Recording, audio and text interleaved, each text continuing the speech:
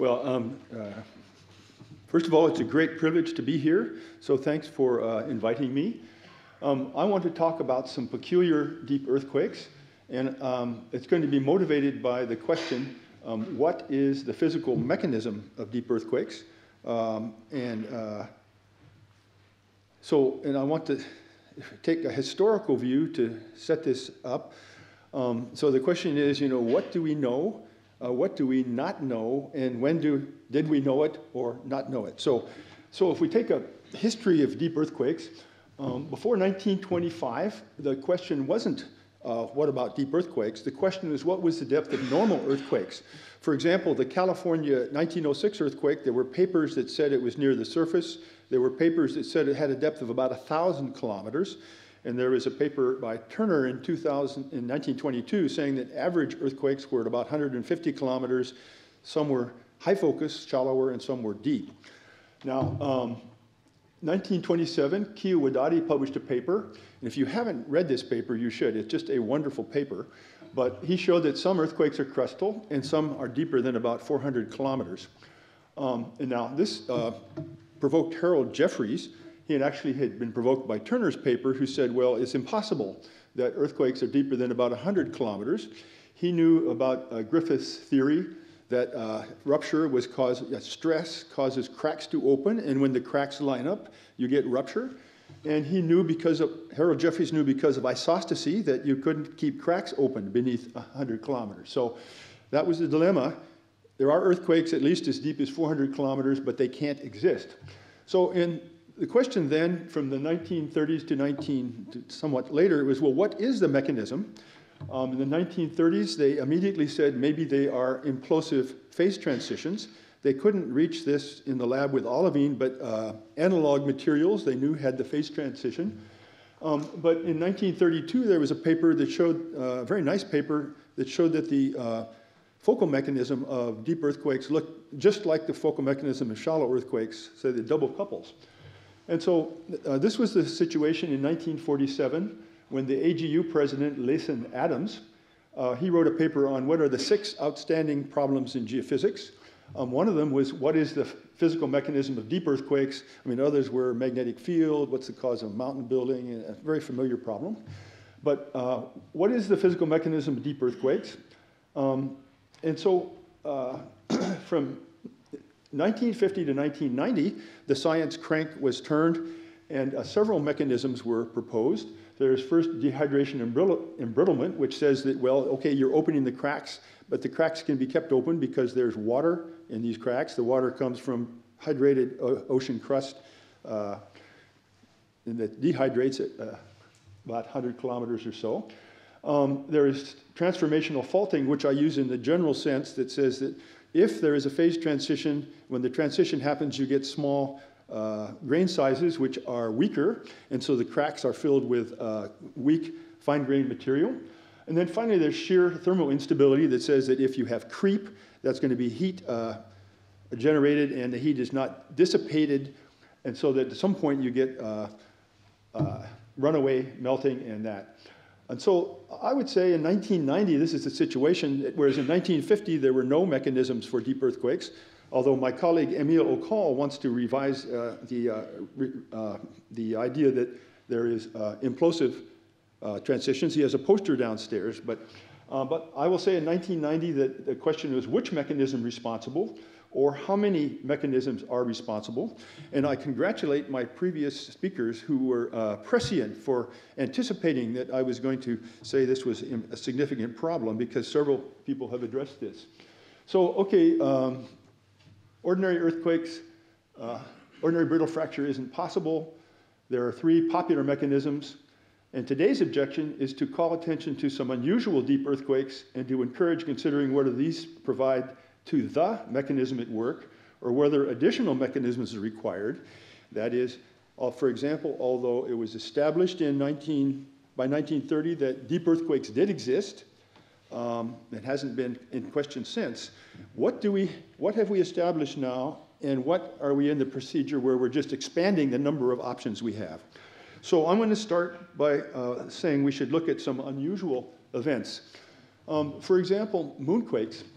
When the Apollo astronauts went to the moon, they emplaced 4 lunar seismographs that recorded seismic signals from about 1970 to 1980. Now, before we went to the moon, scientists knew that the moon would be dead seismically.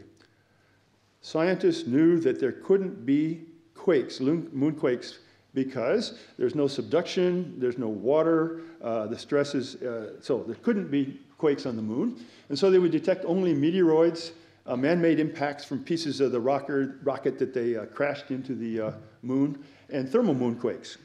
However, when they emplaced the seismometers, and for here, this is the front moon, that the diamonds are 4 seismograph stations. The circles are all deep moonquakes. There are also shallow moonquakes, but I won't speak about these today. In this part of the moon, they found thousands and thousands of moonquakes. Most had depths from about 700 to 1,200 kilometers. And for a cross-section of the moon where the Earth is this way, they cluster here, mostly on one side of the moon. They typically occur in nests that have between 200 and 300 deep moonquakes each. They're usually given by numbers, so these are nests 26, 18, 23, 204. And the spatial extent of the individual nests is less than a couple kilometers. It's established that these are controlled by tidal forces on the moon. Now, you might wonder, since the same side of the moon is always pointed towards the Earth, how you can have tides. But there is some motion of the moon. For example, because the moon is not in the plane of the Earth, the moon goes up and down. And so, for example, if you're looking at the moon, the man in the moon nods yes. On the other hand, because the motion of the moon around the Earth is not a circle, it's faster in some parts and slower than other parts. So the man in the moon nods no. And so this is the draconic month. This is the anomalistic month. And so if you look at the moon, it turns out the near Earth point is in this little square that's 6 by 7, I think, degrees. And the effect of these tidal motions will depend on where you are. So if these motions are in phase, for example, in 1972, the near Earth point is running in roughly circular, and so you might expect it would affect these equally. But in January of 71, they're linear, and so it would affect this nest, but it wouldn't affect this nest. And finally, in July of 73, you can see it would affect this nest strongly, but not this nest. So what is the evidence that these are controlled or triggered by the tides? If you plot the anomalistic phase, this is the day of the anomalistic month, basically, versus time. You see that in nest number 204, the earthquakes always occur on pretty much the same time of the month. On the other hand, in nest number 22, this line is the draconic month, and the earthquakes always occur pretty much the same time of the draconic month. And yet in another nest, there's clearly a distinct pattern, I mean these wiggles, but it's not either the anomalistic month or the draconic month. So what does this have to do with deep earthquakes? Well, if you look at, we plot here the depth in the moon, and this is the pressure. And then we have this scale here with the equivalent depth in the Earth, and we have versus temperature. Well, if you look at the lunar temperature, the lunar temperature goes roughly along here, and the geotherm is sort of the top here. So you see that in the moon and the Earth, the geotherm and the lunar, the selenotherm, are approximately the same. However, of course, in subduction zones in the Earth, it's going to be somewhat colder. So the deep moonquakes occur in this area from 700 to 1,200 kilometers. And where deep moonquakes occur, the pressure conditions are roughly similar to Earth at 100 to 125 kilometers. Now, there's no subduction on the moon. Conventional wisdom says the lunar interior is dry, and although it turns out anything you say about the moon is less well understood than on the Earth, but it's certainly a lot drier than on the Earth. So dehydration and brittlement is unlikely. Transformational faulting is unlikely. So is conventional wisdom wrong? That is, that we ought to have one mechanism, or is another physical mechanism at work on the moon than on the Earth? Okay, I'd like to look at another kind of unusual event, isolated deep earthquakes. And again, we've heard some talk about this morning. Researchers usually study deep earthquakes in areas where large numbers of quakes occur, as in Tonga or Japan. If you want to sample earthquakes, you would go to deep earthquakes, you'd go where lots of them occur. You sample the distribution. However, 2/3 of all deep earthquakes greater than 300 kilometers are in Tonga. This is a cross-section of the Tonga zone. And an alternate suggestion was, let's focus, rather than sampling the distribution of earthquakes, let's sample the categories of earthquakes. And so let's focus on other categories of deep earthquakes, like moonquakes, but in this case, I want to focus on isolated deep earthquakes, those that are not so much in the heavily populated Wadati-Benioff zone. Now, there's a hypothesis that I'm going to state here, which is, I think, obviously true. That is, as the lithosphere warms, as it subducts, we would expect that at great depths, very large earthquakes aren't possible, because smaller volumes of cold material are available to accommodate seismic rupture. So it's pretty clear why, when we go deep, that you get much smaller deep earthquakes. Now, the trouble with this hypothesis is it's completely false. That is, as we know, some of the very largest deep earthquakes occur at depths exceeding 600 kilometers, and they're highly isolated apart from nearby activity. And a famous one is the Spanish deep earthquake in 1954, which occurred at 630 kilometers depth with a magnitude of almost 8. Since 54, there have been other earthquakes there, but it's still pretty isolated. I'll speak about the Columbia deep earthquake of 1970, the Tonga-Kermadec earthquake of 2002, and the Indonesia earthquake of 2004. And there's already been some discussion of the 2015 by two authors, Keiko Kuge and Zhang Wen-Zhun, about the 2015 earthquake. So for example, the Columbia deep earthquake of 1970, this is the South America, the subduction zones here. The earthquake was here. It had a magnitude of about 8.1. And what's fascinating about it is, as far as I can tell, there are no aftershocks. There were no foreshocks. And in fact, there are no earthquakes whatsoever in the ISC or ISS catalogs within 200 kilometers. We have a place where there hadn't been earthquakes within 200 kilometers. Bang, we get a big earthquake. The biggest earthquake, I believe, in the catalog at that time. And then nothing happened since. We should ask Erman whether the Columbia network has found earthquakes there since, but I'm unaware of them if they have. Another one that's interesting is the Indonesia earthquake of 2004. This is the Indonesian arc. Here's Borneo, here's Vietnam, Philippines. Earthquake in 2004. If you take a, let's see, if you take a cross section along here, A prime, and there's this earthquake. Now, the only earthquake within 100 kilometers is a magnitude 3.9, which was at 624 kilometers depth 1 day later. This is a magnitude 7.3. Isolated, large, deep earthquake. And then in 2002, there was an earthquake in Tonga, which the ISC, the CMT catalog put at 699 kilometers. Now, I want to warn the audience. I tell my colleagues in geology that whenever there are two seismologists in the room and one of them mentions the depth, the other one gets up and argues that the depth is wrong. And so there's been, I'm sure there are other depths for this, but it's a very deep earthquake. It's in the Tonga, and I said it's the largest quake in the CM catalog beneath 200 kilometers depth. I just learned this morning that I need to update my CMT catalog more often because there has been a larger one in the last 2 months. Anyway, this earthquake had one foreshock, it had one aftershock, and it occurred 7 minutes after an earthquake that was about 300 kilometers away. And so here it is, the deepest earthquake in the CMT catalog, and it's pretty much isolated. And so a question I would ask for people to think about, if we're not just sampling where all the earthquakes are, but we're trying to understand the science, is can we identify other likely locations where future large isolated deep earthquakes occur? That is okay, I want to talk about a different category of peculiar earthquakes.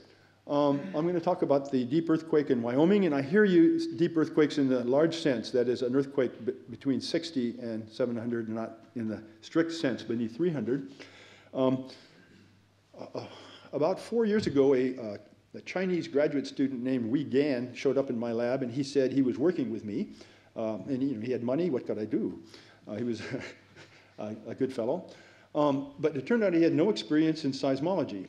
So first thing I said, well, you should work on isolated deep earthquakes, make a map of where all the earthquakes are to find the isolated ones. And he came back to me and he said, well, what is this earthquake? And my first question was, well, where is this earthquake? And we found out it was in Wyoming, and his first question was, where is Wyoming? But anyway, I said, well, this is almost certainly a mistake. But let's look at it carefully. So, of course, we studied it carefully, and we found out it was not a mistake. It was an earthquake at 75 kilometers depth. It had a magnitude of about 4.8. And because of various things, one could locate it fairly accurately. And again, the prescient audience, I believe there are going to be some papers later where people talk more about this earthquake. Now, this interested me not only, so we published a paper saying, yeah, okay, it is at 75 kilometers depth. When I studied deep earthquakes for my book years ago, there were a number of events that, like this, that I dismissed as probably wrong. For example, George Zant had a abstract saying there was an earthquake in Utah in 1979 that was at about the 70 or 80 kilometers depth. There are some earthquakes in China that the CMT catalog had at 60 or 70 kilometers depth, and when I wrote my book, I said most likely they are errors. This earthquake is in the area of the Laramide orogeny, a rather peculiar terrain. In this area, China has also some unusual terrain. So what I would say now is where I was confident about this when I wrote my book, I'm no longer confident. There may be other areas where earthquakes, deep earthquakes in this sense, could occur. In fact, being wrong is what science is often about. When I wrote this book, I had a wager with a former colleague and graduate student, and I said we had identified 28 regions in the world where deep earthquakes occurred, and I said we've probably found them all. There will never be any earthquakes outside this region. So I had a wager which I wrote in this book as a footnote. Prior to 2015, if there are one or more such well-located earthquakes having a believable focal depth exceeding 60 kilometers, I will owe Scott Davis's family a fine dinner prepared in the cuisine most characteristic of the region where the largest such events occurred. And so I owe Scott Davis' his family a steak dinner. I mean, it's pretty clear. And I had to publish the paper to learn that, well, actually there have been several other papers. I would have had to provide the dinner in any case. But so again, I want to ask the question, or want to focus on the question, what is the physical mechanism of deep earthquakes? This is the question they were asking in 1928. But the real question is, how many distinct physical mechanisms are at work? We keep proposing more mechanisms, and are we in the stage of the science where we keep proposing mechanisms, and we in a sense, we know less and less every year, even though we understand things better and better? Or can we actually say that, no, we can exclude some mechanisms, or that we can say there has to be at least 3 separate mechanisms? And so this is what I want to ask for discussion at this conference. So another way of saying this is that if you came to me, my career, I've had trouble focusing. There are 2 kinds of scientists, those who bore into questions and really go deep, and there are people who are constantly sort of promiscuous, always looking around at some other topic, and I'm the second kind. If someone came to me and said, Cliff, would you study trees? I would say, sounds like trees. They've got to be interesting. And of course, the first thing you would think of is you'd go where all the trees are. You'd go to the forest. It could be, if you really want to understand trees, that it is categories of trees that are important, and that there are isolated trees that would tell you more about how trees work, how earthquakes work. And it could be it's the moonquakes that are going to tell us about deep earthquakes, And in studying the isolated events that will tell us about deep earthquakes, and not necessarily the earthquakes in Tonga and Japan that have been so extraordinarily well studied. So, with that, thank you for your attention.